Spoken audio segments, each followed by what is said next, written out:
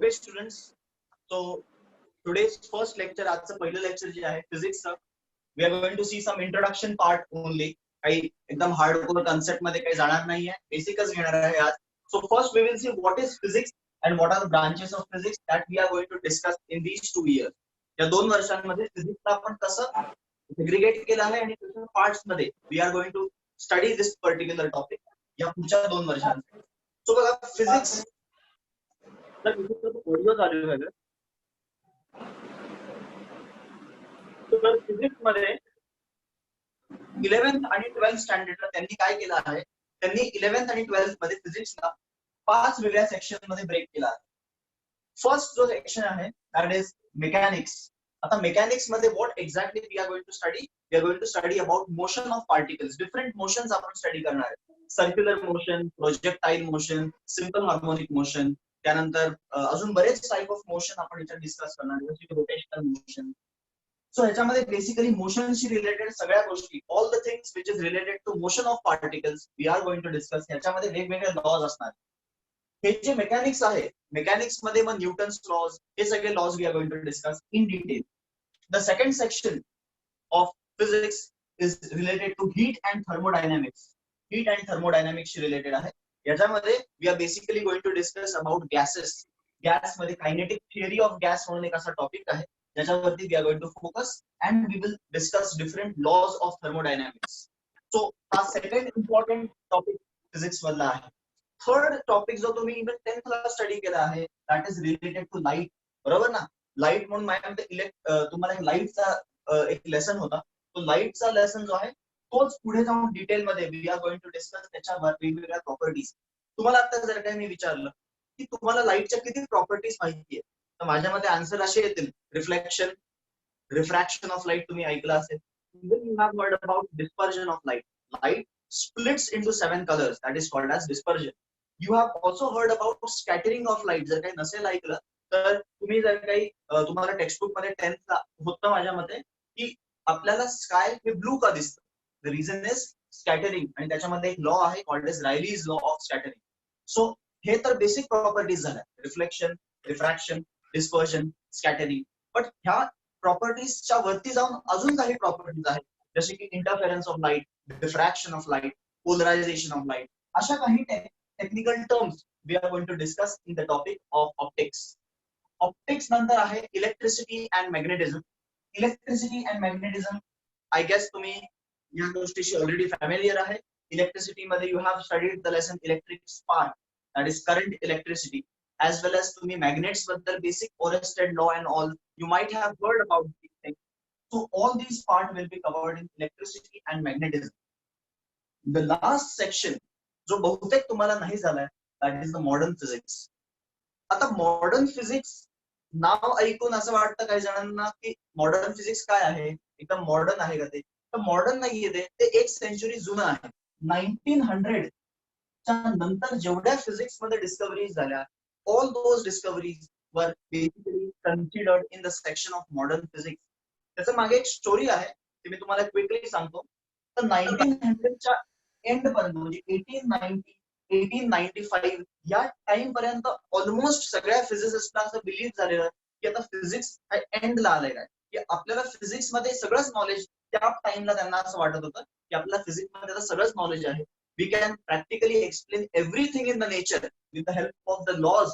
त्या टाइमचे जेवढे लॉज होते ना, ते सगळे लॉज फिजिक्स पूर्ण एक्सप्लेन करू शकतात का, असं त्यापर्यंत वाटत होतं. इट वॉज फर्मली बिलीव्ह की फिजिक्स एंडला चाललंय काय. बट 2 or 3 थिंग्स अशा होत्या की ज्या त्यांच्या मॉडेलमध्ये बसत नव्हत्या. The physics which was before 1900 is generally termed as classical physics. हे सगळंच क्लासिकल फिजिक्स आहे, हे पूर्ण क्लासिकल फिजिक्स आहे. आणि हे पूर्ण क्लासिकल फिजिक्स नेचरला पूर्णपणे एक्सप्लेन करू शकत होतं. बट 2-3 गोष्टी फक्त प्रॉब्लेमॅटिक होत्या. एक सगळ्यात मोठा प्रॉब्लेम होता black body radiation. Black body radiation हा काय कन्सेप्ट आहे ना, ह्याच्या डिटेलमध्ये I am not going to go because लवकर समजणार नाहीये तुम्हाला लगेच. But this was a problem that normal classical physics was struggling to explain काय असतं नक्की ब्लॅक बॉडी रेडिएशन. दुसरा मेजर प्रॉब्लेम होता तो एकदम सिंपल प्रॉब्लेम होता, दॅट वॉज हायड्रोजन ऍटम. की हायड्रोजन ऍटम मध्ये इलेक्ट्रॉन जो गोल फिरतो आपण म्हणतो ना, आता तो इलेक्ट्रॉन जर काही गोल फिरतोय तर तो स्टेबल कसा राहतो ह्याच्यावरती क्लासिकल फिजिक्स कडे कुठलंच एक्सप्लेनेशन नव्हतं.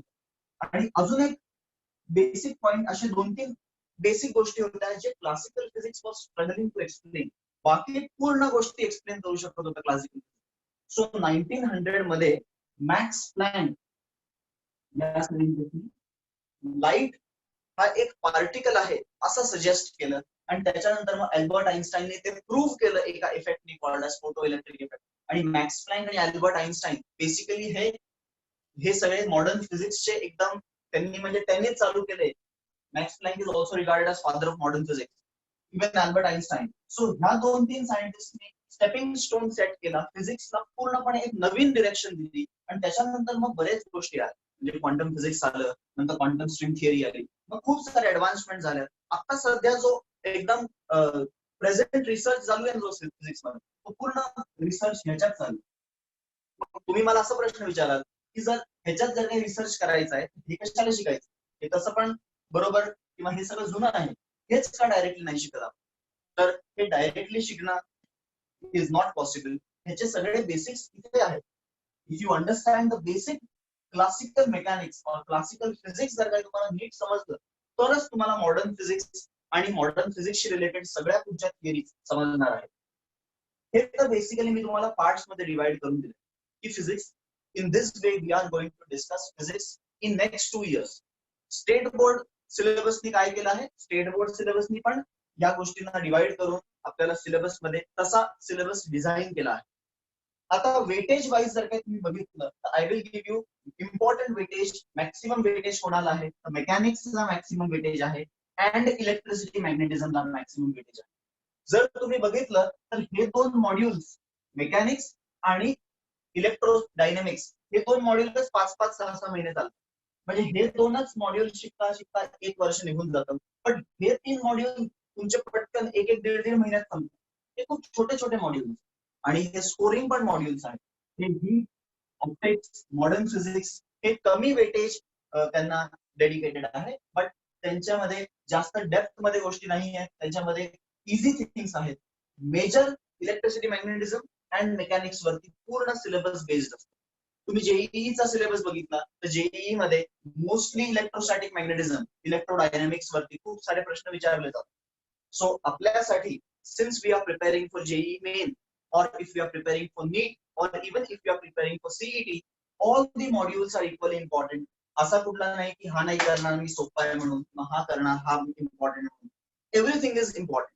आणि जेईई सारख्या एक्झाम मध्ये ते तुम्हाला एकाच मॉड्यूल वरती क्वेश्चन टाकतील असं नाही. They will try to mix things up. ते इलेक्ट्रोस्टॅटिक आणि हीट किंवा मेकॅनिक्स मिक्स करण्याचा प्रयत्न करतात की तुम्हाला दोन्ही गोष्टी नीट येतात का आणि तुम्हाला इंटरलिंक करता येतात का, ह्याच्यावरती ते लोक भर देतील. So every module is equally important for us and we are going to discuss each and every module in detail. आता काही दिवसांमध्ये थोडे बेसिक्स आपण जसं प्रत्येकाचे काही काही basics I am going to teach every day. एक छोटासा टॉपिक घेऊ, त्या टॉपिक वरती काही गोष्टी डिस्कस करू. जसं की आज मला डिस्कस करायचं आहे मेकॅनिक्स मध्ये कायनेमॅटिकल इक्वेशन, ह्याच्यावरती आपण डिस्कस करणार आहे. मी एक शॉर्ट मध्ये तुम्हाला कायनेमॅटिकल इक्वेशन्स बद्दल एक्सप्लेन करतो. त्यानंतर एक एक्सप्लेन झाल्यावरती थोडे न्यूमेरिकल सॉल्व्ह करू, पण त्याच्या आधी मी एक छोटासा डाऊट सेशन ओपन करीन. त्यावेळेस तुम्ही हँड रेस करून डाऊट विचारू शकता. सो पहिलं तर हे जर काही तुम्हाला पॉइंट्स क्लिअर असतील होपफुली, हे काही पाठ करण्याची गोष्ट नाही, हे जस्ट तुम्हाला इन्फॉर्मेशन म्हणून दिलं आहे. Today's topic is kinematics. We will discuss kinematical equations. तुम्हाला जे येतात आणि जे तुम्हाला नाही येत अशा गोष्टी पण मी सांगणार आहे आणि त्याच्यावरती important questions we are going to solve.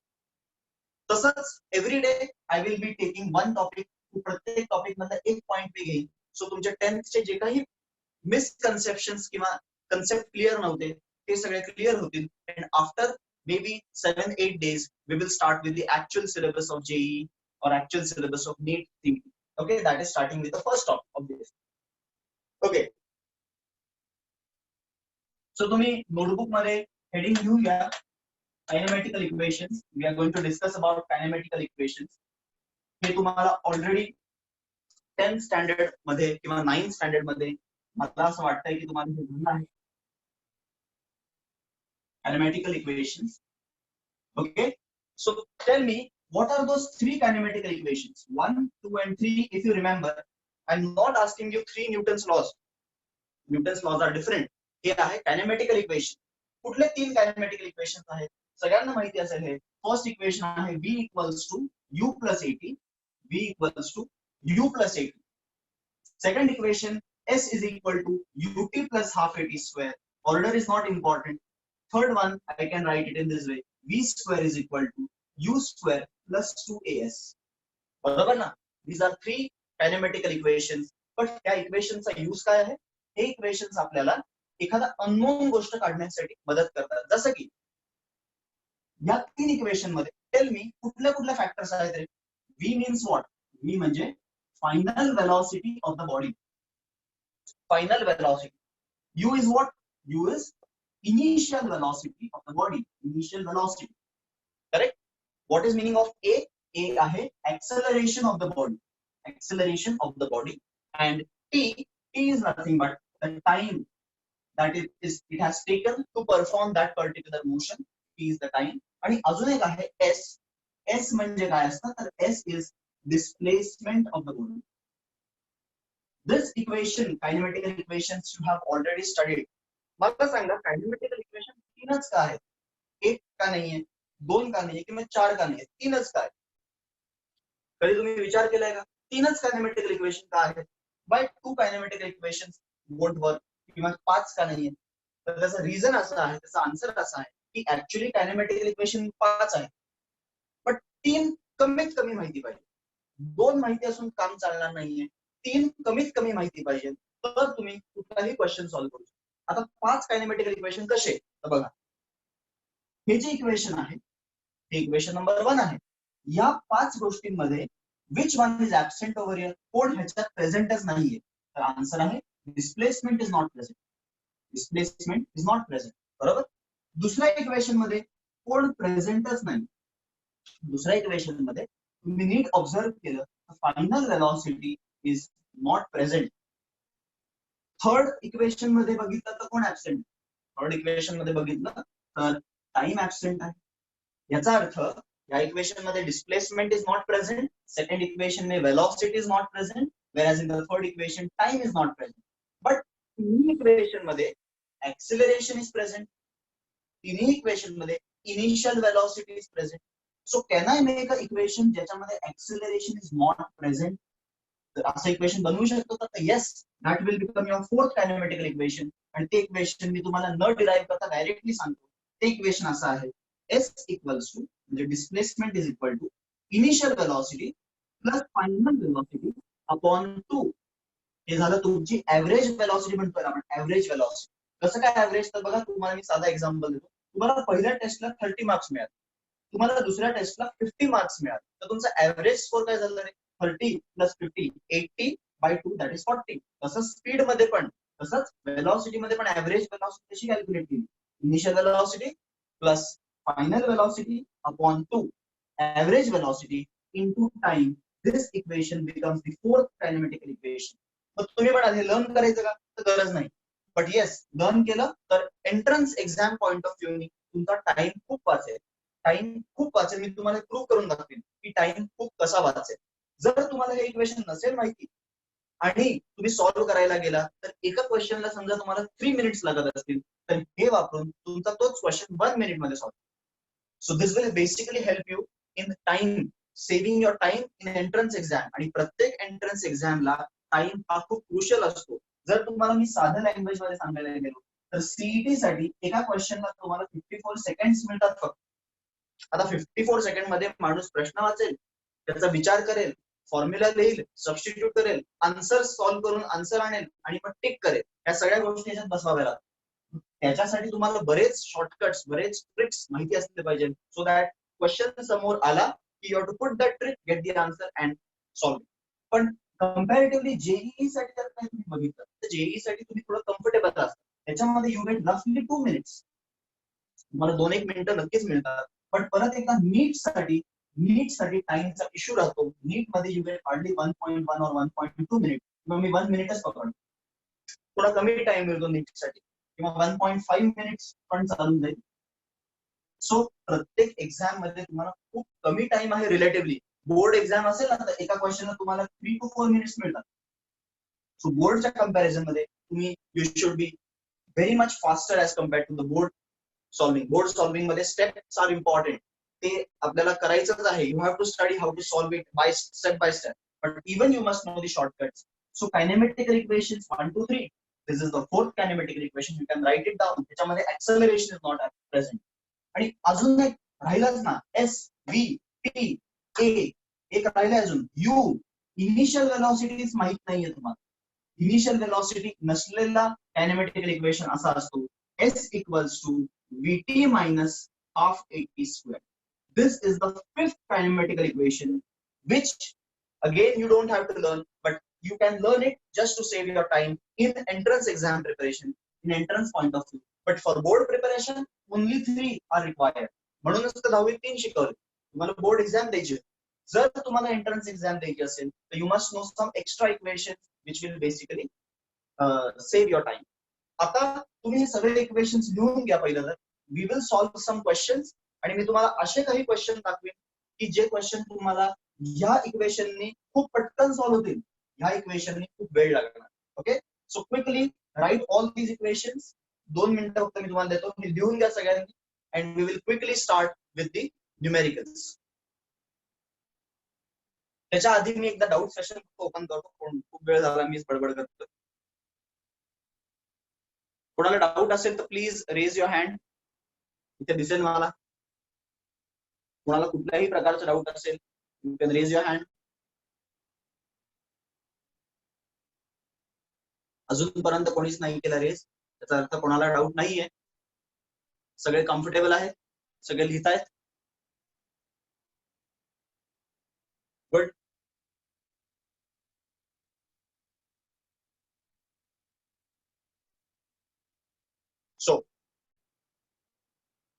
So we will start with numericals now. Numerical मी सॉल्व नाही करणार आहे. I will write the numerical. I will give you 30 seconds to solve it first. At least 1 minute I'll give you to solve it. जर नाही जमलं then I will help you. Okay? बघा, कायनेमॅटिकल equations हे तुम्ही already 10th पर्यंत शिकले आहात. सो मी ह्याच्यावरती मी स्वतः सॉल्व करत बसणं बरोबर राहणार नाही. So I will give you chance to solve the question, right? So question number 1. Question number 1 बघा. A कारच्या डिझाईन वर लक्ष देऊ नका. A car is moving at the speed of 10 meters per second.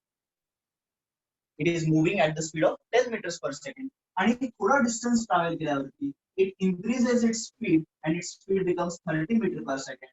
हे सगळा प्रकार घडला. हा सगळा प्रकार घडला 20 सेकंड्स मध्ये. 20 सेकंड्स मध्ये कारनी त्याची स्पीड 10 पासून 30 केली.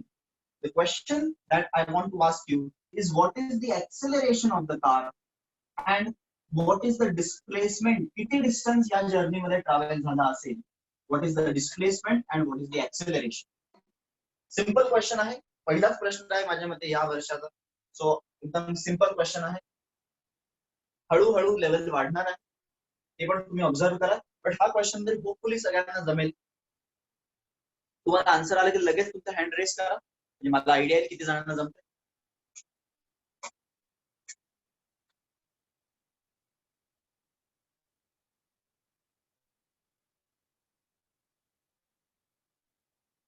तुम्ही 3 इक्वेशन नसतील लिहून घेतले तर इथे परत लिहून दाखवतो तुम्हाला. b is equal to u plus 80, b square u square 2as, s equals to ut plus half at square, s is equal to u plus v by 2 into t.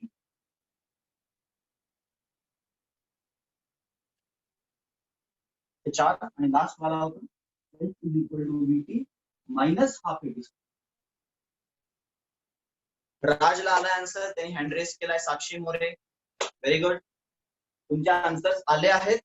आता करेक्ट आहे का नाही चेक करायचं. अनिश, अभिजित, सर्वेश, सोहम, good. बरेच जण करतात. दुर्वा, प्रिशा, सानिध्या, तेजस, सिद्धांत सॉरी, सुजन, सोहन, विवो 1818, आदित्य कुलकर्णी, जय, भुवन, रजस, वरद, पार्थ, अथर्व. ओके, बऱ्यापैकी सगळ्यांना झाले आहेत. अजून आहेत बरेच लोक. Prathamesh,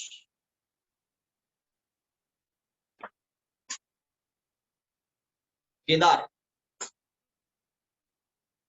Use these equations. Equation wapra, and you have to put that values in the equation to get the answer. Now just check whether your answer is correct or not. First, बघा या इक्वेशन मध्ये given काय आहे, you have to understand. Given काय बघ, दिलं काय आहे, गिवन आहे initial speed, initial velocity is given 10 meter per second. Final velocity is given, बरोबर ना, कारची final speed is given, v is given 30 meter per second. Initial speed is given to you, final speed is given to you, as well as time is given to you. Time दिला आहे 20 seconds, time पण दिला आहे. So these three things are given, विचारले acceleration. So acceleration is asked आणि displacement is asked. आता acceleration, time, u, v या चौघांना जोडणारा कुठला इक्वेशन आहे का? या चौघांना जोडणारा इक्वेशन पहिलाच इक्वेशन आहे, first equation itself. So first equation, if I use v equals to u plus at, then tell me if I put v final velocity 30 equals to initial velocity 10 plus acceleration J find करायचं आहे into time that is 20. तर solve कसं करणार, तर 10 left hand side ला येईल, left hand side ला आल्यावरती 30 minus 10 is 20 equals to a into 20 आणि 20 ने डिवाइड केलं तर 20 upon 20 equals to a. So acceleration will 1. acceleration 1 आल्यावरती बरेच जण खुश होऊन जातात, बट रियालिटी अशी नाहीये. एक्सेलरेशन 1 या स्टेटमेंटला मिनिंगच होत नाही. कधी पण लक्षात ठेवा, फिजिक्स मध्ये कुठलाही न्यूमेरिकल सॉल्व्ह केलं की त्याचा आन्सर नुसतं लिहिल्यावरती काहीच होत नाही. त्याचं विथ युनिट आन्सर लिहिणं महत्वाचं असतं, बिकॉज युनिटला मार्क्स असतात. ओके, आणि मार्क्स साठी नाही, थोडं लॉजिकली आपण बोललं पाहिजे ना. एक्सेलरेशन इज 1, त्याला लॉजिक नाही बनत. मी बोललो का तुम्हाला स्पीड 10 आहे, स्पीड 30 आहे, मी असं बोललो speed is 10 meter per second.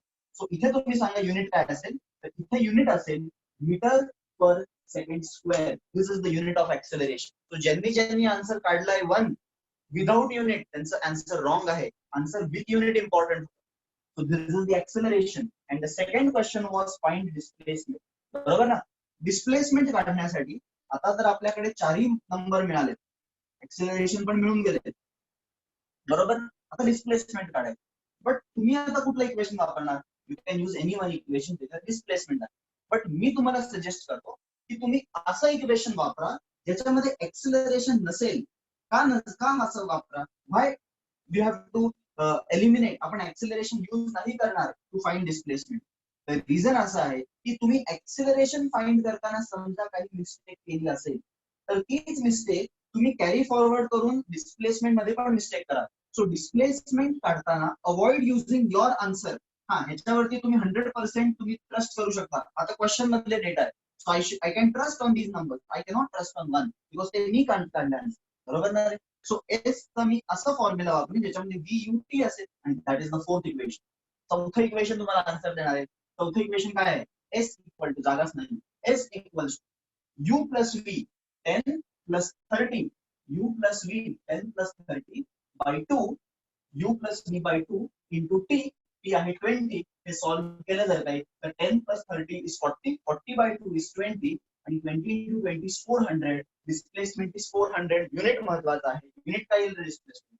Displacement he length आहे एक प्रकारची, so it is measured in metre. Correct. So these are the answers for the first question, very basic level of question. आता मी क्वेश्चनची level वाढवणार. So question number 2 तुम्ही लिहून घ्या. Question number 2 सगळ्यांनी लिहून घ्या. होपफुली पहिला क्वेश्चन सगळ्यांना जमला असेल, तर नसेल जमला तर तुम्ही ह्याचे सोल्युशन तुम्ही घेऊ शकता. Till then I will write question number 2.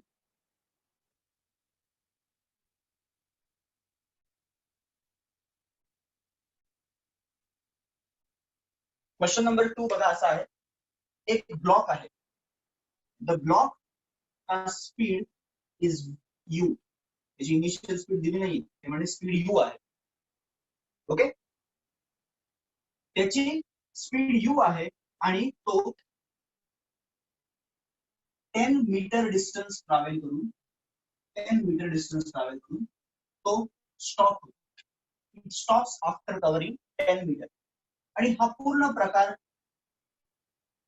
4 seconds मध्ये घडतो. 4 सेकंड मध्ये तो ब्लॉक जाऊन थांबतो. त्याची इनिशियल स्पीड माहितच नाही काय. तुम्हाला प्रश्न विचारलाय त्याची इनिशियल स्पीड काय असावी. What should be its initial speed, that is the question. Okay, clear आहे question.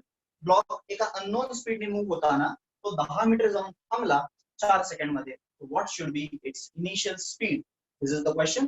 You can start solving. झाल्यावरती you can raise your hand.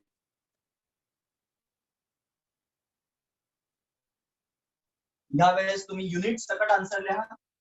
Unit is important.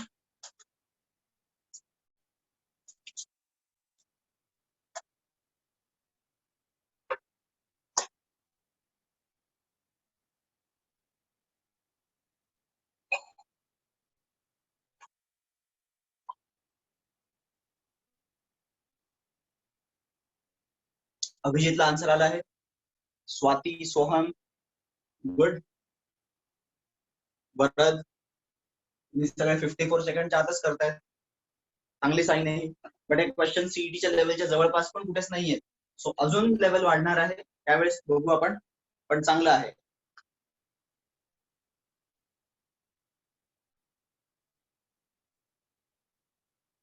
Answer fast काढणं हेच इम्पॉर्टंट नाहीये. अॅक्युरेसी आणि speed दोन्ही equally important आहे. So only solving it quickly and getting wrong answers, making silly mistakes, it won't work.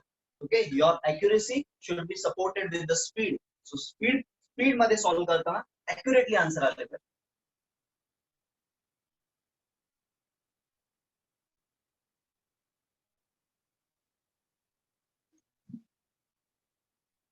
Okay, बऱ्याच जणांनी हातवरती केले. अथर्व, सर्वेश, सिद्धांत, ईशान, जय, रजस, भुवन, वरद, कृषा, अथर्व, सर्वेश,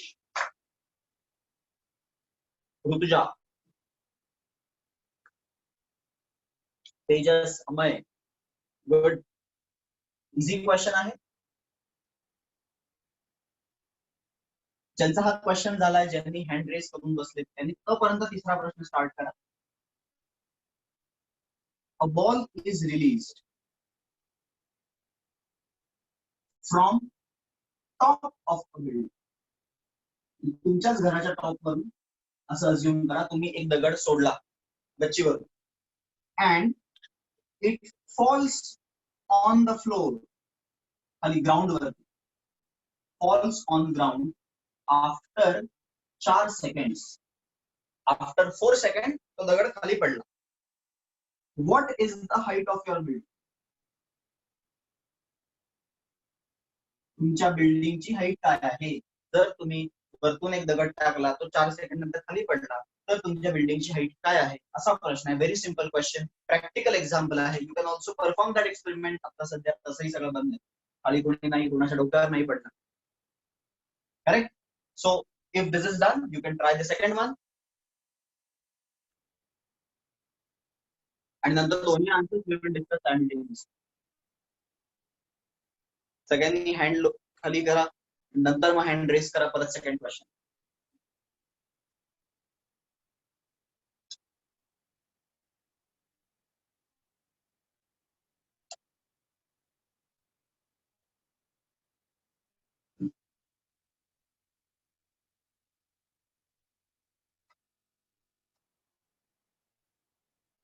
आता मला असं वाटतं की इथे मी तुम्हाला एक डेटा द्यायला पाहिजे.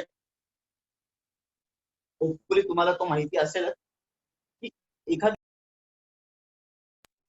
एखादी गोष्ट अर्थ वरती आपण जेव्हा रिलीज करतो, तर ती गोष्ट खाली पडताना एक सर्टन ऍक्सेलरेशन पडते. That is called as acceleration due to gravity. ग्रॅव्हिटीमुळे जनरेट झालेलं ऍक्सेलरेशन.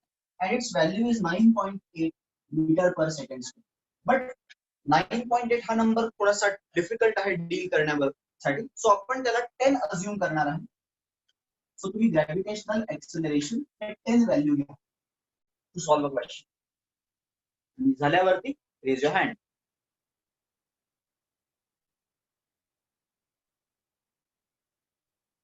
रजस झाला आहे. Very good. Sujan, Soham, Bhuvan, don't read my name. Don't read my नेमचं झालंय. आदित्य, अनिश, ऋषा, जय, आर, विवो 1818 पण झालं.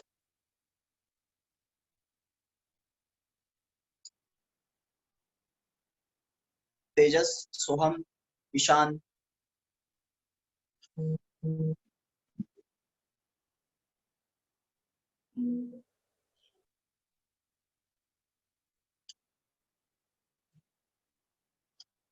ओके.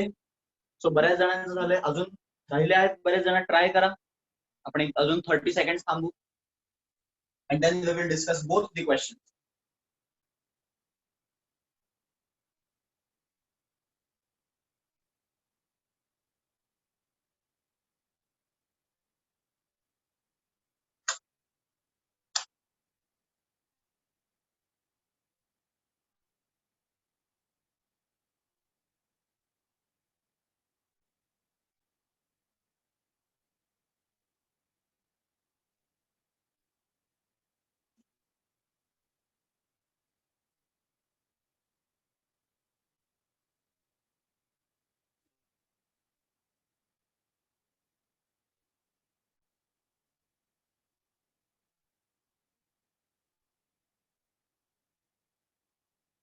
ते जण ट्राय करतायत अजून.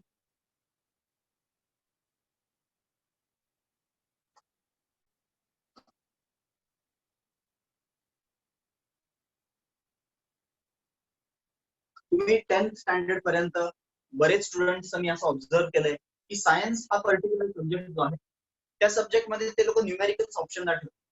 सो तसं तुम्ही केलं असेल आजपर्यंत तर तुम्हाला न्यूमेरिकल्स वरती स्पेशल अटेन्शन द्यायचं आहे. बिकॉज रिमेंबर मी ज्या काही एक्झाम्स सांगितल्या ना, CET, JEE, NEET, mains, advance, all the exams मध्ये फिजिक्स मध्ये numericals is the major focus. Questions theoretically विचारणारच नाहीये तुम्हाला.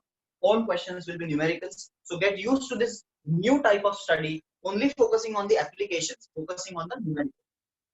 Right? So we will discuss the questions and then मी तुम्हाला एक असाइनमेंट शीट देणार आहे, त्याच्याबद्दल सांगतो. पहिलं तर we will discuss this question. In this question, what is the given data? सांगा बरं.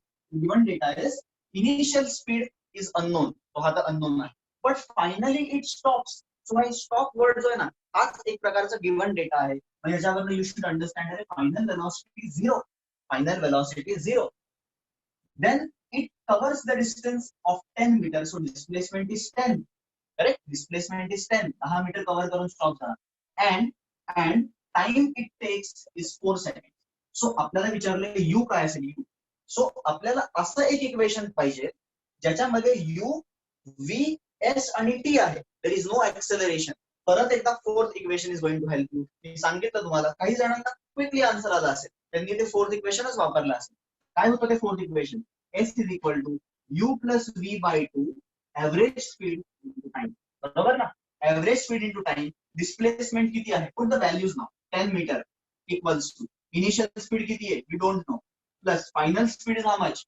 0. इट स्टॉप्स म्हणजे 0 upon 2 into what is the time? Time is 4 seconds.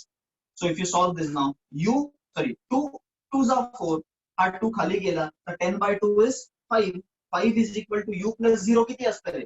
U's असतं. So final velocity is 5. नुसतं हे आन्सर रॉंग आहे. Unit important आहे. सो unit काय त्याचं? Metre per second. कारण की आपण स्पीड काढली आहे. मीटर पर सेकंड याचं युनिट असतं स्पीडचं. बघा, मीटर पर सेकंड. मीटर मध्ये टाइम डिस्टन्स आहे, सेकंड मध्ये टाइम आहे. सो metre per second. This is the correct answer. Clear आहे का? तो कुठला फॉर्म्युला वापरला? I have use the fourth kinematic equation. जर मला फोर्थ कायनेमॅटिक इक्वेशन माहित नसतं त्या केसमध्ये काय करावं लागलं असतं? त्या केसमध्ये मला पहिलं एक्सेलरेशन फाइंड करावं लागलं असतं फर्स्ट कायनेमॅटिकल इक्वेशन वापरून. तर ते पण करून दाखवतो मी तुम्हाला की जर मला हे फोर्थ कायनेमॅटिकल इक्वेशन माहितच नसतं तर how to deal with such question. बघा, हा क्वेश्चन क्विकली विदिन 30 सेकंड झालाय. बट जर मला एक्सेलरेशन काढत बसावं लागलं तर काय झालं असतं? Then I will use u is v is equal to, or I need to use this formula, s equals to ut plus half at square. हे इक्वेशन वापरावं लागेल. आणि v is equal to u plus at. हे equation, दोन्ही equation I need to use.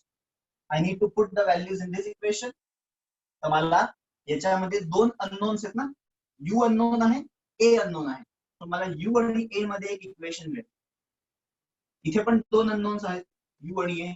Again I will get equation in U and A. आणि दोन unknown असलेले equation solve करतो आपण, त्याला म्हणतात simultaneous equations.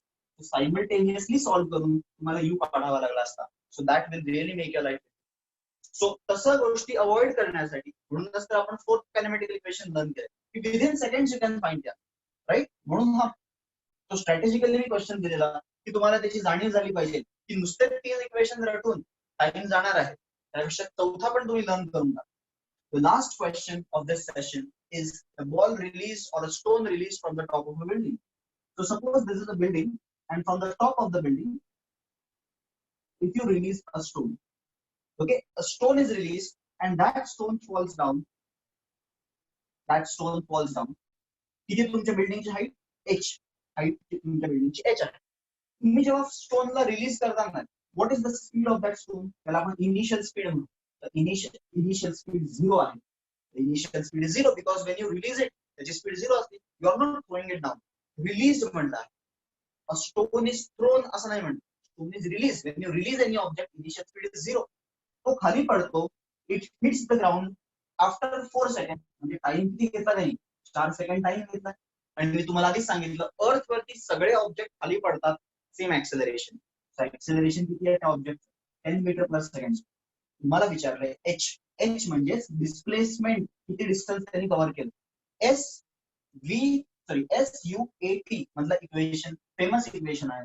S equal to u t plus half a t square. आणि यामध्ये s is the displacement, so त्याला मी एच लिहितो. यू काय रे? Initial speed. इनिशियल स्पीड तर 0 आहे.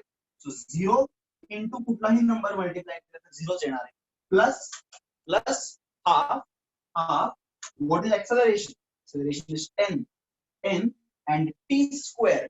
T square is time square. 4 square is 16. So 16 to 80 metre ची बिल्डिंग आहे. अशी बिल्डिंग कोणाचीच नाहीये. 80 मीटर म्हणजे 240 फीट. 240 फीट म्हणजे 24 मजली 24 फ्लोअरची बिल्डिंग. नॉर्मली नसेल कोणाची आता सध्या तरी, बट एवढी हाईट असेल त्या बिल्डिंगची. आता हे आन्सर आपण जे काढलंय ना हे पण ऍक्च्युअली करेक्ट नाहीये. हे तुम्हाला एक्सप्लेन करण्यासाठी हा क्वेश्चन दिलाय. रियालिटी मध्ये काय होणार आहे? हा स्टोन खाली पडणार, तो आवाज करणार. तो आवाज केल्यावरती ह्या माणसाला कसं कळेल की स्टोन पडला? आवाज केल्यावरती तो साऊंड परत वरती ट्रॅव्हल होईल. साऊंड पण थोडा टाइम घेईल ट्रॅव्हल. ह्या सगळ्या गोष्टी आपण जसं पुढे जाऊ त्या आपण गोष्टी इन्क्लूड करून आपण अजून करेक्ट आन्सर काढणार.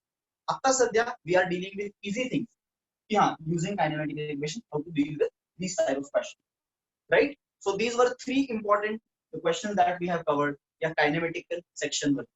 I'm going to send assignment sheet on your WhatsApp group in which there will be 10 to 15 kinematical equation just question फक्त. त्याच्यामध्ये you will find some questions will be CET level. त्याच्यानंतर त्याची level वाढेल JEE level. आणि त्यानंतर काही question खूपच tough असतील ज्याच्यामध्ये तुम्हाला तुमचं पूर्ण डोकं वापरावं लागेल. ते वापरूनच तुम्ही ते सॉल्व्ह करू शकाल. आणि तसे क्वेश्चन्स झाल्यावरती ते असाइनमेंट सॉल्व्ह केल्यावरती तुम्हाला काही डाऊट असतील तर ते आपण नेक्स्ट सेशन मध्ये डिस्कस करू. ठीक आहे. सो आजच्या सेशन मध्ये कोणालाही कुठल्याही प्रकारचा डाऊट असेल.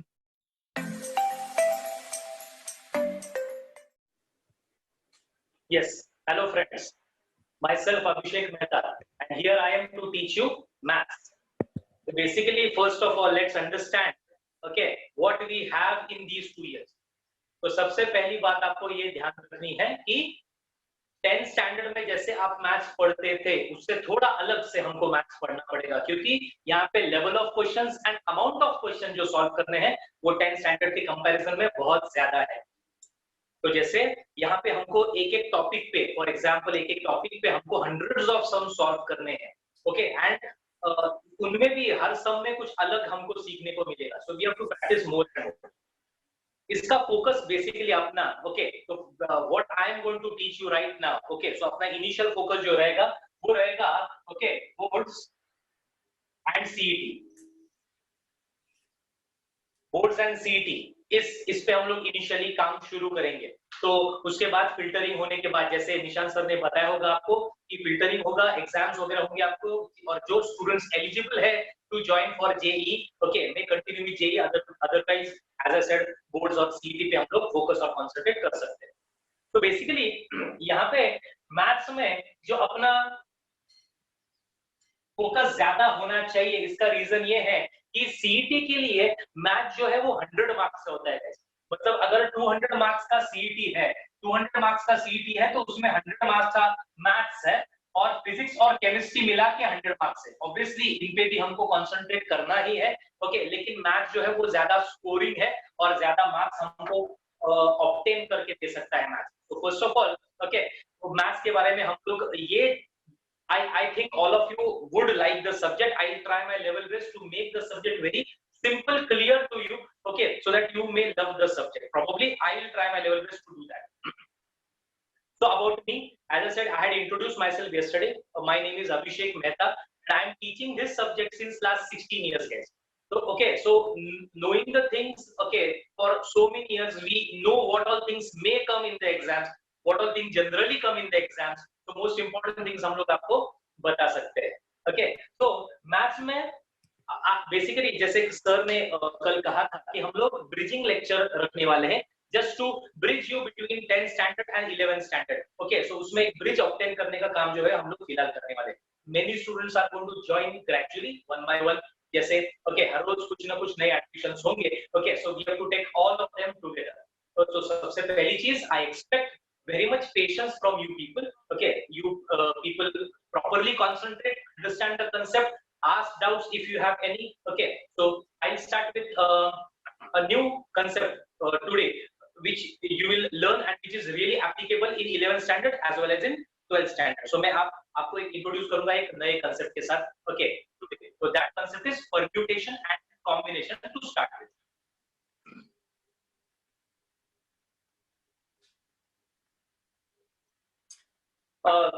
सर वॉइस वगैरह क्लियर है? Yes, sir. Okay, good. So basically, as the name suggests, permutation. Probably you have heard this word first time. आपने शायद पहली बार सुना होगा, कॉम्बिनेशन तो सुना होगा, permutation ये वर्ड जो है वो आपने पहली बार सुना होगा। So what exactly do you mean by permutation? इस वर्ड का मतलब क्या है? तो इस वर्ड का मतलब है arrangement. The word means arrangement. तो बेसिकली अरेंजमेंट जैसे ओके मैं आपको एक एग्जांपल देता हूं, उससे आप समझ जाओगे कि what exactly the concept means. Arrangement, for example if I से ओके देयर आर 4 पीपल, यहां पे ध्यान दो 4 पीपल है और इन 4 लोगों को, या चलो अभी फिलहाल हम लोग 3 ही लोग लेंगे, A B and C, these are the 3 people, we have to arrange them for a photograph. Okay, उनको इन 3 पोजीशंस पे हमको अरेंज करना है फोटोग्राफ्स के लिए। Okay, देखो वापस एक बार समझो, people are 3, A, B and C and we have to arrange these people for a photograph. Okay, यहाँ पे 3 जगह पे उनको अरेंज करना है, तो इसको कहने का दूसरा तरीके उनको परम्यूट करना है, परम्यूट करना है, परम्यूट मतलब अरेंज करना है। ओके, तो गाइस A, B, C को इन 3 पोजीशन पे अरेंज करने के क्या डिफरेंट तरीके हैं? Can you tell me now? Okay, जैसे A यहाँ पे बैठ गया इस पोजीशन पे, B यहाँ पे और C यहाँ पे, A, B, C ऐसा हो सकता है, या फिर A यहाँ पे बैठ गया, C यहाँ पे, B यहाँ पे, ये दूसरा अरेंजमेंट हो सकता है। अभी पहले अरेंजमेंट में A था, B एंड C और फिर वो दोनों स्वैप हो गए, C एंड B। अब अगर B से स्टार्ट किया हमने, ओके B से स्टार्ट किया तो यहाँ पे A हो सकता है, यहाँ पे C हो सकता है। अगर B से स्टार्ट किया तो यहाँ पे C हो सकता है, यहाँ पे A हो सकता है, गेटिंग इट? ओके, और अगर C से स्टार्ट किया हमने तो यहाँ पे A हो सकता है, यहाँ पे B हो सकता है। C से स्टार्ट किया हमने तो यहाँ पे B हो सकता है, यहाँ पे A हो सकता है। ये 6 arrangement, you can count them 1 2 3 4 5 6, ये 6 अरेंजमेंट्स हो सकते हैं। मतलब अगर 3 बच्चों को फोटोग्राफ के लिए हमको बिठाना है तो they can be arranged in how many veg? 6 different ways. Okay, 6 different ways. लेकिन गाइस अगर ये बच्चे बढ़ गए, ए बी सी है, अगर ये ए बी सी डी हो गए, 4 बच्चे हो गए, तो 4 बच्चों को 4 जगह पे बिठाने के कितने वेज होंगे? Can you tell me? Predict कर सकते हो आप ये? ओके, चलो सोच लो और फिर कंपेयर करो आंसर आपका मैच हो रहा है कि नहीं, क्योंकि फिलहाल आपका माइक जो है वो म्यूट होगा। ओके, तो व्हाट डू यू थिंक, अगर 3 पीपल को 3 प्लेसेस पे अरेंज करना है 6 वेज है, तो अगर 4 पीपल को 4 प्लेसेस पे अरेंज करना है तो हाउ मेनी पोजीशंस और how many different permutations, arrangements is possible? कितने हैं? कुछ सोचा?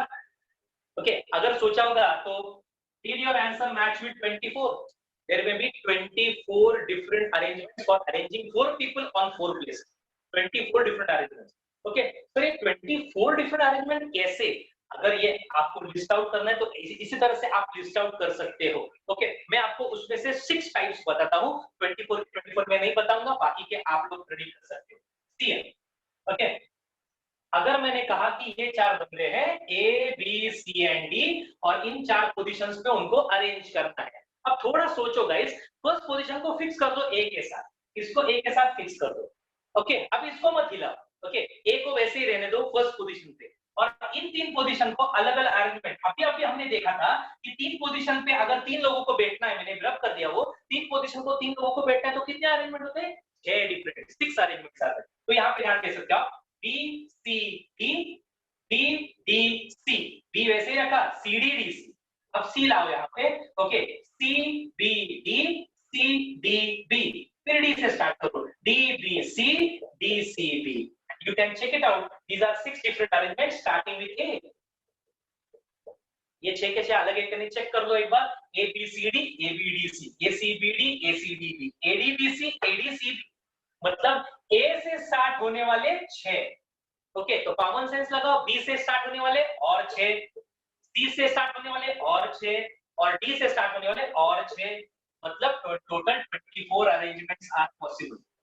अरे लेकिन सर, अगर यही बंदे 5 हो गए तो सोचो, 5 पीपल अगर होंगे और 5 पोजीशन पे अरेंज करना है, तो गाइस 5 पीपल को 5 पोजीशन पे अरेंज करना है, तो टोटल अरेंजमेंट है 120। I will not dare to do this on the board. 120 arrangement है। How can we do that?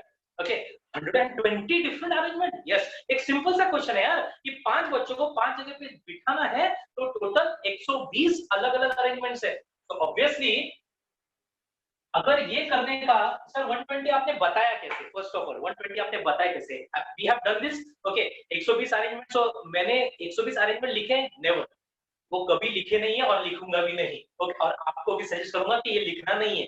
ये नंबर कैसे आया ये मैं आपको आज बताऊंगा। Okay, so guys, how this number came? Sir, 6 people, 6 places, the arrangements are 720।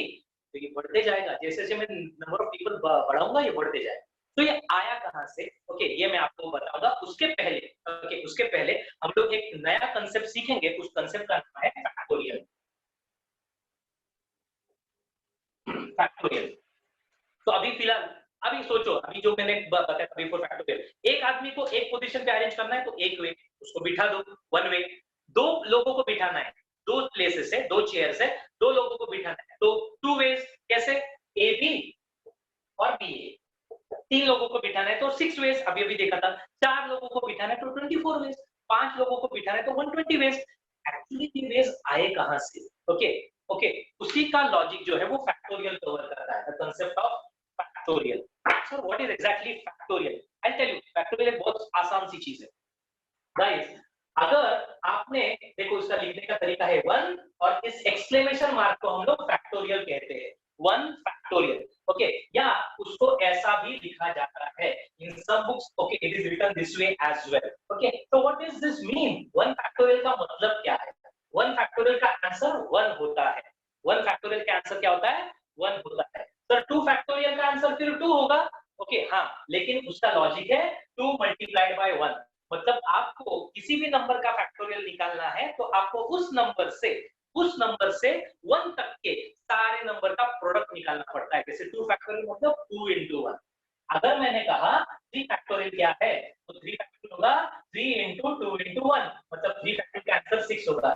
Guys थोड़ा सा सोचो। ओके, पिछले एग्जांपल में 3 लोग थे ए बी सी, और उनको 3 जगह पे अरेंज करना था।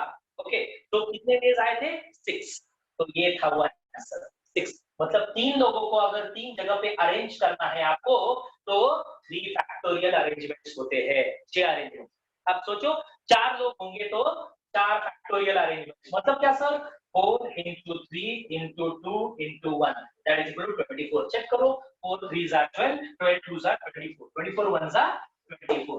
तो अगर आपको 4 लोगों को 4 जगह पे अरेंज करना है, बिठाना है फोटोग्राफ के लिए, तो टोटल कितने अरेंजमेंट है? 4 फैक्टोरियल अरेंजमेंट्स, और 4 फैक्टोरियल का आंसर है 24। I hope you have understood. तो कॉमन सेंस लगाओ, तो 5 लोगों को अगर 5 प्लेसेस पे बिठाना है तो टोटल 5 फैक्टोरियल अरेंजमेंट्स होंगे, और 5 फैक्टोरियल का मतलब है 5 into 4 into 3 into 2 into 1 which is equal to 120. 5 into 4 20 into 3 60, 60 into 2 120. तो अगर 5 लोगों को 5 जगह पे अरेंज करना है तो 120 अरेंजमेंट पॉसिबल है। ओके, तो इस कंसेप्ट को कहते हैं factorial which is used in permutation या arrangement. I hope you have understood what I have told till now. Okay, probably yes. Okay, clear. The voice is very clear probably, and okay, you can visually probably see the things very well. तो ये है concept of factorial जो हम लोग arrangement में use कर सकते हैं। अब फैक्टोरियल में क्या नहीं चलता वो मैं आपको बताता हूँ। अगर कोई भी नंबर नेगेटिव है तो उसका फैक्टोरियल नहीं निकल सकता। ओके, जैसे अगर -3 का फैक्टोरियल पूछा जाए आपको तो okay, not defined, -3 factorial does not exist, -3 का फैक्टोरियल होता ही नहीं है। या फिर मैंने आपको कोई डेसिमल नंबर का फैक्टोरियल पूछा, जैसे मैंने कहा कि व्हाट इज 6.5 का फैक्टोरियल, तो ये भी एग्जिस्ट नहीं करता। मतलब डेसिमल नंबर फैक्टोरियल एग्जिस्ट नहीं करता। ओके, नेगेटिव नंबर का फैक्टोरियल ओके एग्जिस्ट नहीं करता। ओके, तो फैक्टोरियल किसके एग्जिस्ट करते हैं? 1 फैक्टोरियल, 2 फैक्टोरियल, 3 फैक्टोरियल, 4 फैक्टोरियल, मतलब नेचुरल नंबर्स के सर नहीं, 0 फैक्टोरियल भी एग्जिस्ट करता है। तो कैन यू प्रेडिक्ट ओके कि व्हाट इज 0 फैक्टोरियल? क्या आप बता सकते हैं 0 फैक्टोरियल कितना होगा? सोच के बताइए। 0 फैक्टोरियल आपको क्या लगता है? थोड़ा सोचो। ओके, और फिर हम लोग देखेंगे वो क्या होता है। 0 फैक्टोरियल सबको जनरली लगता है कि 0 फैक्टोरियल 0 होता है। 0 factorial is 0 which is absolutely wrong. 0 factorial भी 1 होता है। 0 फैक्टोरियल भी 1 होता है। सर आपने तो बताया 1 फैक्टोरियल 1 होता है, 0 फैक्टोरियल कहां से 1 बन गया? 0 फैक्टोरियल तो 0 होना चाहिए, 0 into 1 करना है, बिल्कुल नहीं। 0 फैक्टोरियल 1 है, कैसे मैं आपको बताऊंगा, लेकिन सबसे पहले I hope you have understood this. 1 factorial 1, 2 factorial 2 into 1, 3 factorial 3 into, तो 10 फैक्टोरियल क्या होगा? 10 into 9 into 8 into 7 into 6 into 5 into 4 into 3 into 2 into 1. Got the point? So this way you have to find the factorial things. Factorials are very important. बहुत सारी बड़ी चीजें जो है factorial से सिंपल हो जाती है। So remember this thing very well. अच्छा,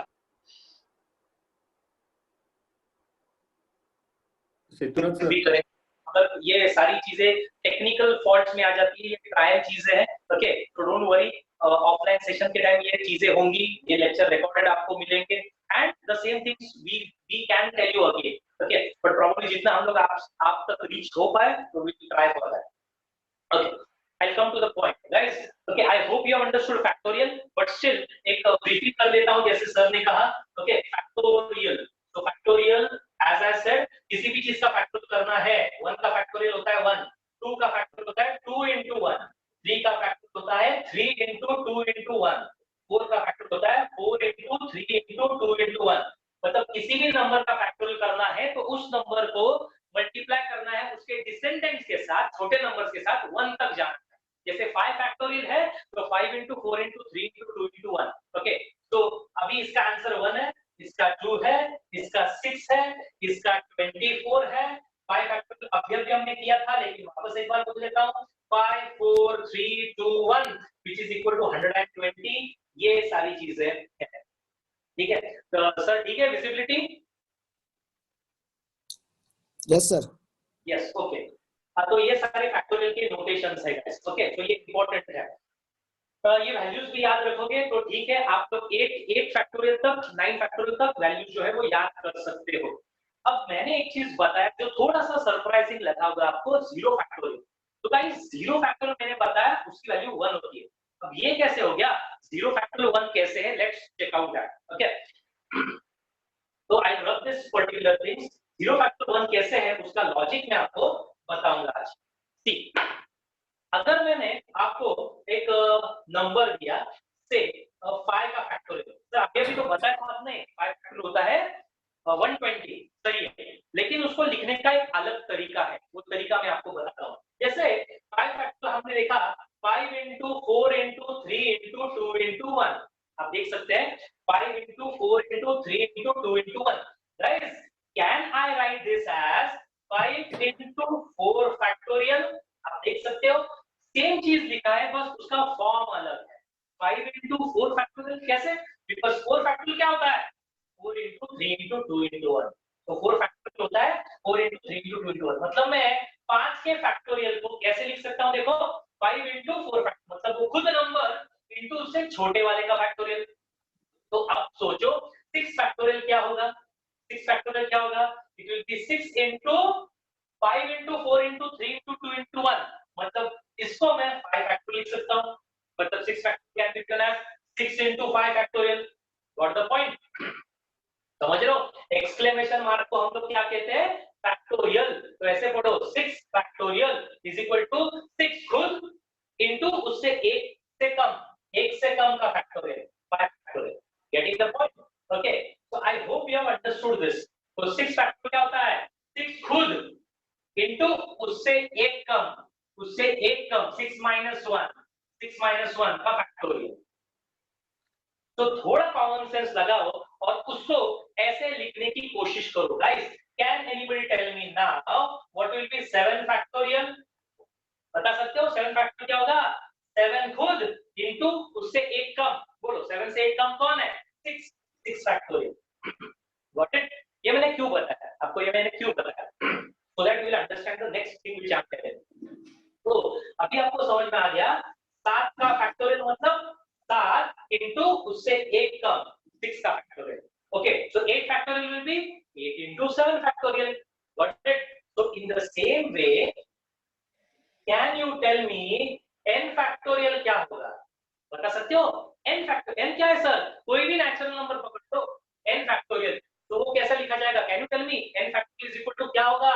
n into n minus 1 factorial। आया ना? अरे n की जगह पे 7 डाल के लिखो, मतलब 7 खुद into 7 minus 1 which is 6 factorial। Understood? एक ही लॉजिक है, सिर्फ n के फॉर्म में लिखा है, अननोन के फॉर्म में लिखा है। तो n फैक्टोरियल क्या होगा? n into n minus 1 factorial. Got it?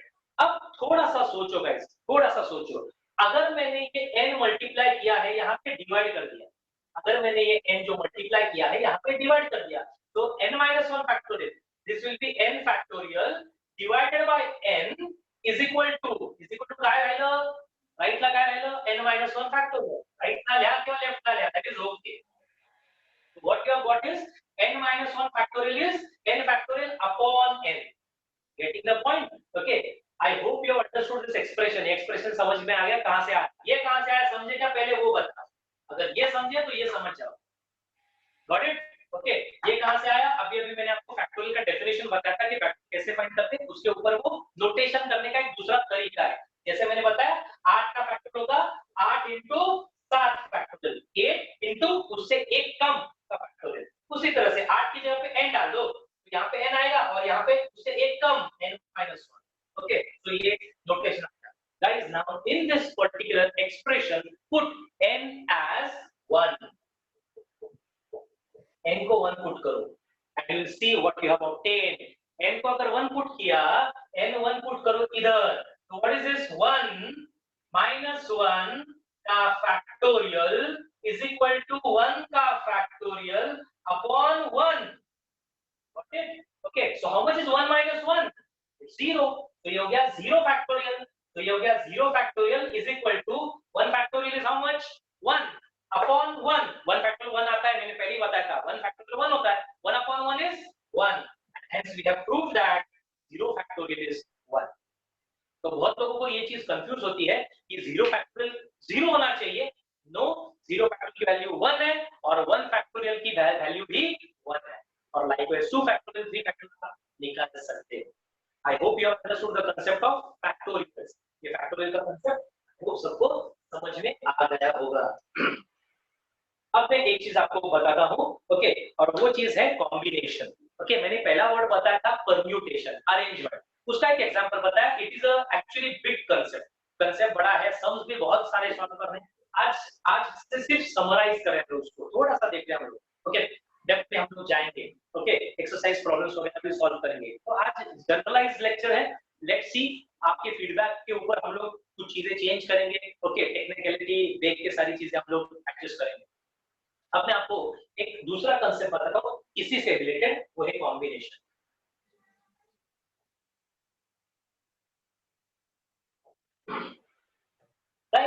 Combination इस वर्ड का मतलब है, टेक्निकल मीनिंग है सिलेक्शन, याद रखो।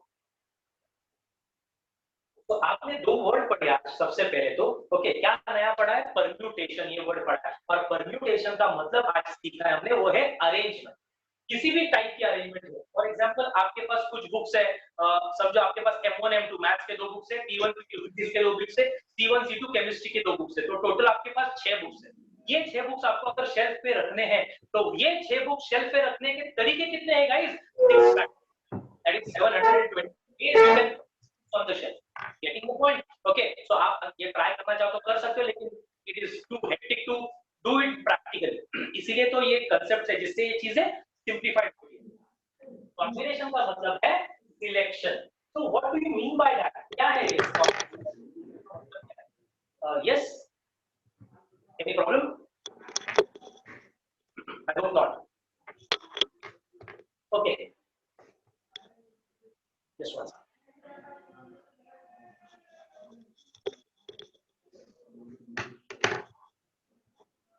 Yeah. तो आई वाज टेलिंग कॉम्बिनेशन का मतलब क्या है? मैंने अभी अभी बताया कॉम्बिनेशन का मतलब है सिलेक्शन। तो सर सिलेक्शन जैसे फॉर एग्जांपल अगर मेरे पास 5 लोग इंटरव्यू के लिए आए, समझो ये 5 लोग हैं मेरे पास इंटरव्यू के लिए आए हैं, और मुझको सिर्फ एक आदमी को सिलेक्ट करना है। I have to select one person from that. तो कैन एनीबॉडी टेल मी कि 5 में से एक पर्सन सिलेक्ट करना है, in how many different ways this can be done? How many ways guys? 5। कैसे 5? अरे मैं एक को सिलेक्ट करना है ना, तो मैं ए को सिलेक्ट कर सकता हूं, और बी को, और सी को, और डी को, और ई को। तो there are 5 different ways of selecting one person from 5। अब सोचो 5 में से मुझको 2 लोगों को सिलेक्ट करना है, तो थोड़ा सोचो। Okay, I give just 10 seconds for you to think. 5 लोग में से मेरे को 2 लोग सिलेक्ट करने हैं, तो how many different combinations I have? कौन 2 लोग सिलेक्ट हो सकते हैं? सोचो, how many veg can you think that? Number आता है दिमाग में? एक्चुअली ये नंबर दिमाग में आना थोड़ा मुश्किल है, क्योंकि ये 5 लोग हैं, ठीक है यार। अगर ये 10 लोग हैं, उसमें से 2 सिलेक्ट करने हैं, तो ये कंप्यूट करना मैन्युअली बहुत ज्यादा डिफिकल्ट और बहुत ज्यादा टाइम कंज्यूमिंग है। तो बेसिकली हम लोग को करना क्या है फिर? ओके, जैसे 5 लोग में से मैं सिंपल चीजें तो इसलिए हम मैन्युअली कर देता हूँ। 5 लोग में से मेरे को 2 लोग सिलेक्ट करने हैं। ओके, तो वो कौन लोग हो सकते हैं? ए और बी हो सकते हैं, ए बी एक कॉम्बिनेशन है।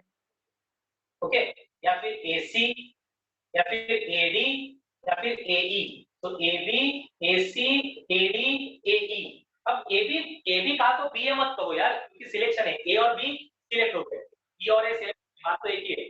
तो A B, A C, A D, A E 4, B C 5, B D 6, B E 7।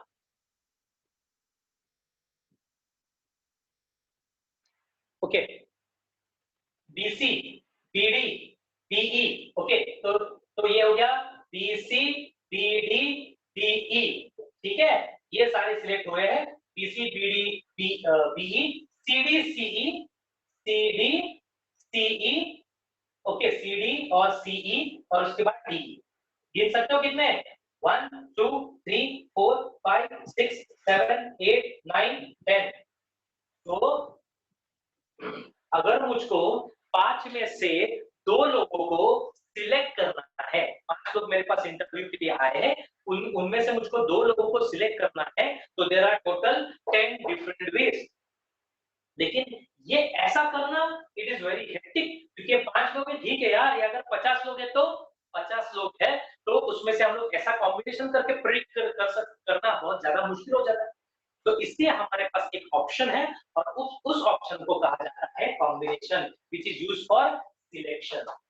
Selection के लिए यूज होता है। चलो एक चीज मैं ट्राई करता हूं बताने की, आज समझ गए ठीक? मैं तो ये चीज वापस में रिपीट करूंगा in the next session. Okay, combination का मैं आपको फॉर्मूला बताऊंगा आज। ओके, ये फॉर्मूला ठीक से देखो, पहले देखो, समझने की कोशिश करो। ओके, और ये फिगर फिलहाल ध्यान रखो 10। ये 10 फिगर कहां से आया है? 5 लोगों में से 2 लोगों को सिलेक्ट करना है। 5 लोगों में से 2 लोगों को सिलेक्ट करना है, तो 10 डिफरेंट वेज में हम लोग वो सिलेक्शन कर सकते हैं। ओके, तो 10 याद रखो, मैं यहाँ पे लिख देता हूँ। ओके, अब मैं आपको कॉम्बिनेशन का फॉर्मूला बताने जा रहा हूँ। ओके, वो फॉर्मूला देख लो, ठीक है। इन फॉर्मूलाज के प्रूफ हमको नहीं है, we are not expected to prove them, just remember this. Okay, देखो, NCR equal to n factorial upon r factorial into n minus r factorial. ये फॉर्मूला है, थोड़ा अजीब है, ऑब्वियसली कुछ नया सीखने को मिलेगा। ओके, यहाँ पे देखो, इसको मैंने कैसे पढ़ा, एक बार ठीक से देखो। How I read this, NCR कसं वाचलं, NCR, हा C म्हणजे कॉम्बिनेशनचा। ओके सर, हे N काय, R काय, N factorial, R factorial, N minus R factorial, चला वापरून दाखवतो तुम्हाला। N म्हणजे काय, N म्हणजे काय, हा N जो है ना, म्हणजे काय, the objects from which we have to select, जिसमें से सिलेक्ट करना है। जैसे अभी मेरे पास इंटरव्यू के लिए कितने लोग आए थे, 5, तो यहाँ पे n हो गया 5, 5 लोग इंटरव्यू के लिए आए थे, उनमें से मुझको कितने सिलेक्ट करने हैं, दैट इज r, मतलब मुझको n में से r लोगों को, r ऑब्जेक्ट्स को सिलेक्ट करना है। तो अपने पास इंटरव्यू के लिए कितने लोग आए थे, 5 लोग, A B C D E, उनमें से मेरे को लेने कितने हैं, 2, तो कितने का सिलेक्शन करना है, वो r, तो टोटल लोग है 5, उसमें से मुझको 2 लोगों को सिलेक्ट करना है। Okay, so n is 5, r is 2, use these n and r values here। so can you tell me guys, n की जगह पे डाला 5 c2, 5c2 is equal to n factorial मतलब क्या, 5 फैक्टोरियल अपॉन r फैक्टोरियल मतलब क्या, 2 factorial into n minus r मतलब 5 minus 2 मतलब 3 फैक्टोरियल। चलो कंप्यूट कर लो। अभी मैंने आपको बताया था 5 कैसे निकालते हैं, कैसे निकालते हैं गाइस, 5 होता है 5 into 4 into 3 into 2 into 1, उसका वैल्यू 120 लिख देता हूं, अपॉन 2 फैक्टोरियल 2 into 1 2 into 1 2, और 3 फैक्टोरियल 3 होता है क्या, नहीं, 3 into 2 into 1, तो 3 into 2 into 1 that is 6, तो नीचे कितना आया, 2 6 12, 120 divided by 12, answer should be what, 10।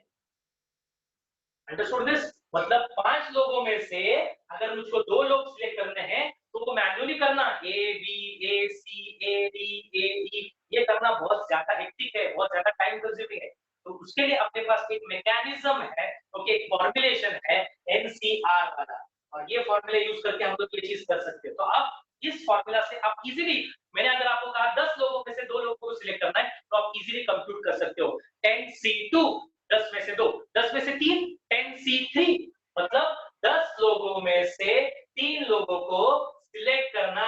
याद रखो, कॉम्बिनेशन का मतलब है सिलेक्शन, तो 10C3 का मतलब होता है selecting 3 from 10। Getting the point?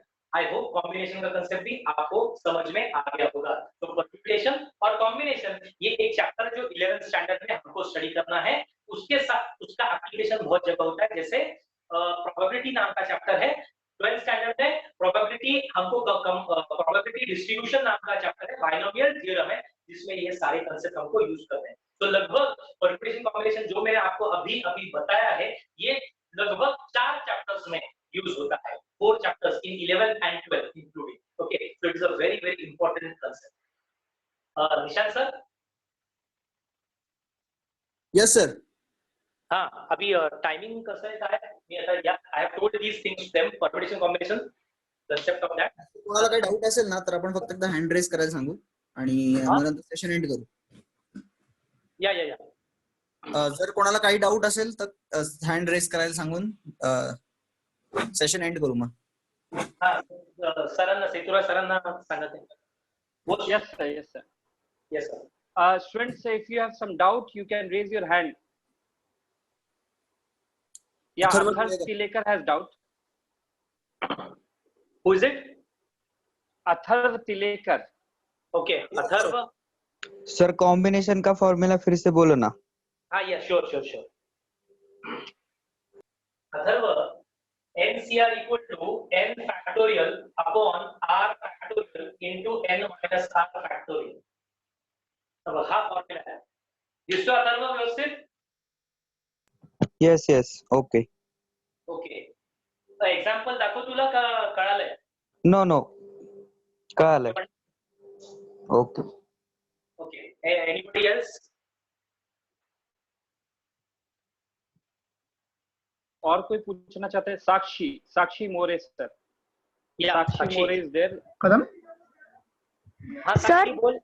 ते कॉम्बिनेशन सिलेक्शनच्या फॉर्म्युला मध्ये एकदा एन आणि आर चं definition Sanga please. Yes sure सांगतो बघ. साक्षी, हा जो एन आहे ना, ओके, एन म्हणजे काय की तुला ज्या पॉप्युलेशन मधनं गोष्टी सिलेक्ट करायच्या. मी काय मगाशी म्हणालो की 5 लोक माझ्याकडे इंटरव्ह्यूला आले, मला त्यातले 2 लोक सिलेक्ट करायचे. म्हणजे तो 5 जो फिगर आहे ना तो एन आहे. म्हणजे okay, you can say the population of objects from which you have to make selection. That is n. You can say size of the population, and R is nothing but okay size of the sample. आलं लक्षात? ह्याला म्हण size of population आणि याला म्हण size of the sample you have to select from it. Thank you. Thank you sir. अजून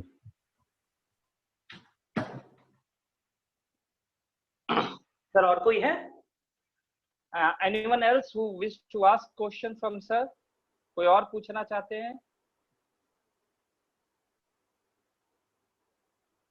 किन्हीं को डाउट है तो पूछ लीजिए. और हम लोग ये ऑलरेडी वीडियो डालने वाले ऑनलाइन. वैसे आपको कोई डाउट है तो अभी आप क्लियर कर सकते हैं. या एज आई सेड, जैसे मैंने कहा कि अपना 11th और 12th का मैथ्स का पोर्शन बड़ा है गाइस. मैंने रैंडमली टॉपिक सिलेक्ट किया है जो सही में बहुत इंटरेस्टिंग है, बहुत ज्यादा एप्लीकेबल है, 4 चैप्टर्स पे डिपेंडेंट है. आप ये मत समझिए कि अच्छा नहीं आज नहीं समझा तो कभी नहीं समझेगा, ऐसा बिल्कुल नहीं होने वाला. Okay, we are going to pay full attention on the things. Okay, अभी फिलहाल जो है वो you can say some trial and error things are going on. जैसे जूम पे हम लोग अभी कॉल कर रहे हैं, प्रॉब्ली कोई अच्छा और ऐप अगर अवेलेबल होता है तो उस पे हम लोग स्विच ऑन कर सकते हैं बाय टाइम. तो ये जस्ट शुरुआत है, मेरा आज फर्स्ट सेशन है. So don't worry about that. मैं आपको एक कॉन्फिडेंस दे रहा हूँ कि if you are learning from me, I'll take care of the things that okay you understand everything. Okay, तो कुछ चीजें आपकी इंटरनेट की वजह से स्किप हो गई है, जो भी प्रॉब्लम हो गया होगा समझो. Okay, तो we will cover that. Don't worry about that. Okay. Yes. Any other problems if you have, please do ask. Don't worry. Sir है कोई और? अभी तक तो सर किसी ने हाथ नहीं उठाया, हैंड रेज नहीं किया है. Okay. जिनको अगर हैंड रेज करने नहीं आता तो वो अपने नाम पे क्लिक करके वहां ऑप्शन आता है, आप वो भी कर सकते हैं पार्टिसिपेंट में नीचे. If want to do. आज तो बहुत थोड़ा कंसेप्ट मैंने बताया वैसे भी. ओके जी सर. बेसिकली थोड़ा you can say late join होने के कारण ओके मैंने थोड़ा सा कंसेप्ट बता दिया है. I enter into the details by the next session. तो इनके डिटेल्स में और जाऊंगा. जिनको कुछ इश्यू होगा इस लेक्चर में और आज पूछ नहीं पाए उन लोगों ने व्हाट्सएप पे पोस्ट कर दिया तो भी चल जाएगा. ओके, हमको पता चल जाएगा. Tomorrow those things will be handled very properly again. Okay Ravi sir, so should we switch off the meeting? End कर दें मीटिंग को? एंड करते हैं. ओके स्टूडेंट्स, तो हम लोग अभी मीटिंग को एंड करते हैं. ये नेक्स्ट मीटिंग का डिटेल्स आपको सर आपको देंगे. डिटेल्स आपको व्हाट्सएप के थ्रू मिल जाएगा. Thank you everyone for joining us. Thank you very much. Guys, see you tomorrow. Bye.